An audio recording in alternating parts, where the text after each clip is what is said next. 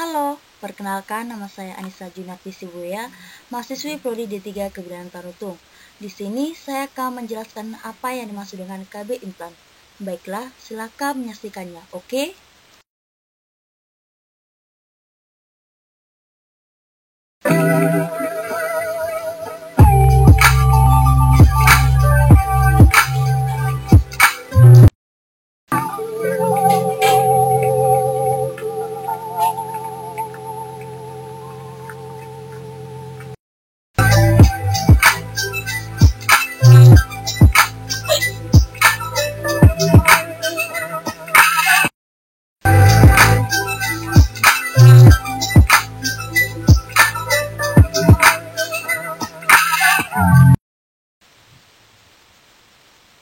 Apa sih KB implan?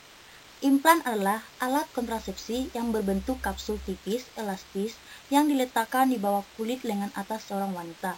Implan itu bersifat tidak permanen dan dapat mencegah kehamilan hingga sampai 4 tahun. Jadi, KB implan itu mengandung hormon koponegestre atau hormon yang diproduksi untuk mengendalikan kehamilan. Jadi, teman-teman udah tahu kan apa itu KB implan? Oke, sekarang kita akan membahas tentang jenis-jenis implan. Teman-teman tahu nggak ada berapa jenis implan? Jadi jenis implan itu ada 3 loh teman-teman. Yang pertama yaitu Norplan.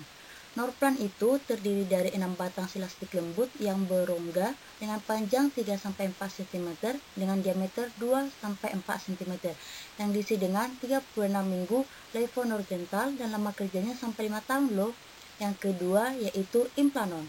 Implanon itu terdiri dari satu batang putih lentur dengan panjang kira-kira sampai 40 mm dengan diameter 2 mm yang diisi dengan 68 minggu desogental dan lama kerjanya sampai 3 tahun loh.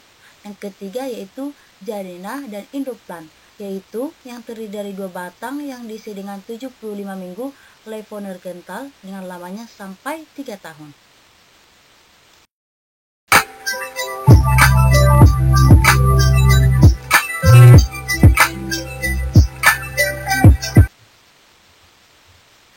Selanjutnya kita akan membahas cara kerjanya ya teman-teman.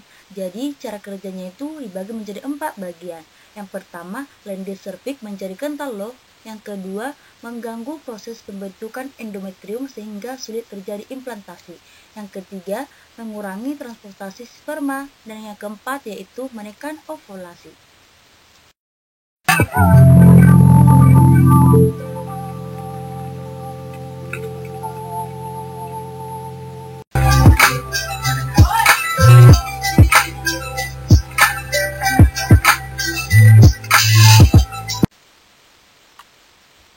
Teman-teman tahu nggak apa keuntungan dari menggunakan kontrasepsi KB implan? Jadi, keuntungan kontrasepsi menggunakan KB implan itu adalah ya teman-teman. Yang pertama, daya guna tinggi. Yang kedua, perlindungan jangka panjang. Yang ketiga, pengembalian tingkat kesuburan yang cepat setelah pencabutan. Yang keempat, tidak memerlukan pemeriksaan dalam. Yang kelima, bebas dari pengaruh estrogen. Yang keenam, tidak mengganggu ASI. Dan yang ketujuh, tidak mengganggu kita senggama.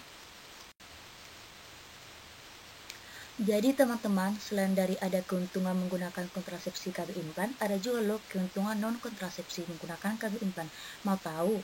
Jadi yang pertama yaitu mengurangi nyeri pada haid, yang kedua mengurangi jumlah darah haid, yang ketiga mengurangi atau memperbaiki anemia, yang keempat melindungi terjadinya kanker endometrium, yang kelima menurunkan angka kejadian kelainan jinak payudara, yang keenam yaitu melindungi diri dari penyebab penyakit radang panggul, yang terakhir yaitu menurunkan angka kejadian endometritis.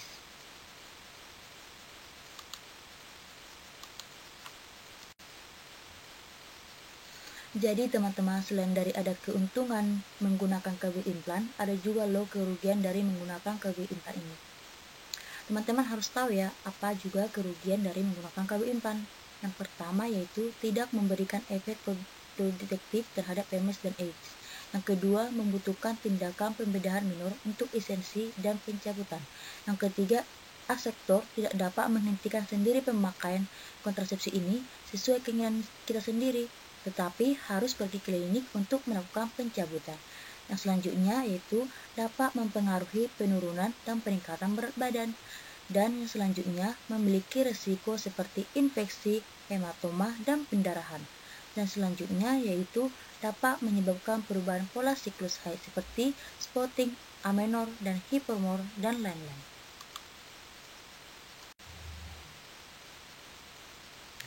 Jadi teman-teman yang boleh menggunakan KB implan ini yaitu 1. Usia reproduksi. Yang kedua, tidak memiliki anak ataupun belum punya anak. Yang ketiga, menghendaki kontrasepsi yang memiliki efektivitas tinggi dan menghendaki pencegahan kehamilan jangka panjang. Yang keempat, menyusui dan belum membutuhkan kontrasepsi. Yang kelima, pasca persalinan dan tidak menyusui. Yang keenam, pasca keguguran. Yang terakhir yaitu tidak menginginkan anak lagi tetapi menolak sterilisasi. Dan yang selanjutnya yaitu ke-8 yaitu riwayat kehamilan ektopik. Yang ke-9 tekanan darah kurang dari 180/100 mmHg dengan masalah pembekuan darah atau anemia bulan stadium. Yang ke-10 tidak boleh menggunakan kontrasepsi hormonal yang mengandung estrogen. Yang ke-11 sering menggunakan pil.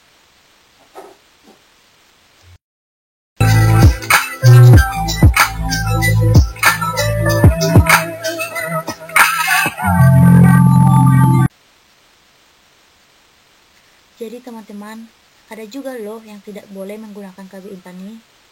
Teman-teman mau tahu? Jadi yang pertama yaitu hamil atau diduga hamil. Yang kedua, pendarahan pervaginam yang belum jelas penyebabnya.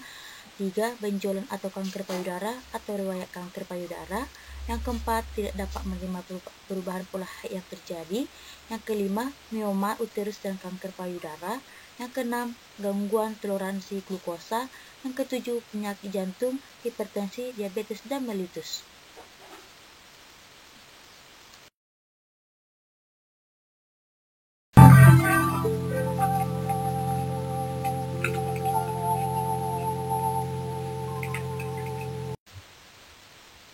Selanjutnya teman-teman, kita akan membahas waktu mulai menggunakan KB implan. Yang pertama, setiap saat selama siklus haid hari kedua sampai hari ke-7 tidak diperlukan metode kontrasepsi tambahan. Yang kedua, insersi dapat dilakukan setiap saat asal diyakini tidak terjadi kehamilan. Bila diinsersi setelah hari ke-7 siklus haid, klien jangan melakukan hubungan seksual atau gunakan kontrasepsi lain untuk hari saja. Yang ketiga, bila kalian tidak haid, insersi dapat dilakukan setiap saat asal diyakini tidak terjadi kehamilan. Yang keempat, bila menyusu 6 minggu sampai 6 bulan pasca persalinan, insersi dapat dilakukan setiap saat. Bila menyusui penuh, klien tidak perlu menggunakan metode kontrasepsi lainnya.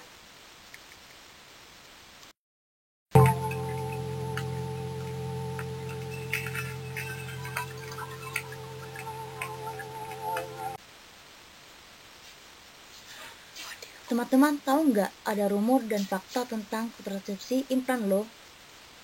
Teman-teman mau tahu? Jadi rumornya yaitu susuk dapat berpindah-pindah dalam tubuh klien. Tetapi faktanya susu tidak dapat berpindah-pindah dari tempat insersinya dan akan tetap berada di lokasinya sampai saatnya diangkat. Yang kedua rumornya yaitu pemasangan susuk atau implan sangat sakit. Padahal faktanya yaitu prosedur pemasangan selalu disertai pemberian anestesi lokal sehingga tidak akan timbul rasa sakit yang hebat. Yang ketiga rumornya yaitu susuk akan terpasang secara permanen. Padahal faktanya susuk dapat dicabut setiap saat sedangkan jadwal penggantinya sesuai dengan jenis implan yang digunakan. Nah selanjutnya rumornya yaitu susuk atau implan tidak perlu diganti. Padahal faktanya susuk perlu diganti secara berkala sesuai jenis implan yang digunakan. Oke teman-teman, sekian dari hasil penjelasan saya tentang KB implan. Semoga dapat bermanfaat. Terima kasih.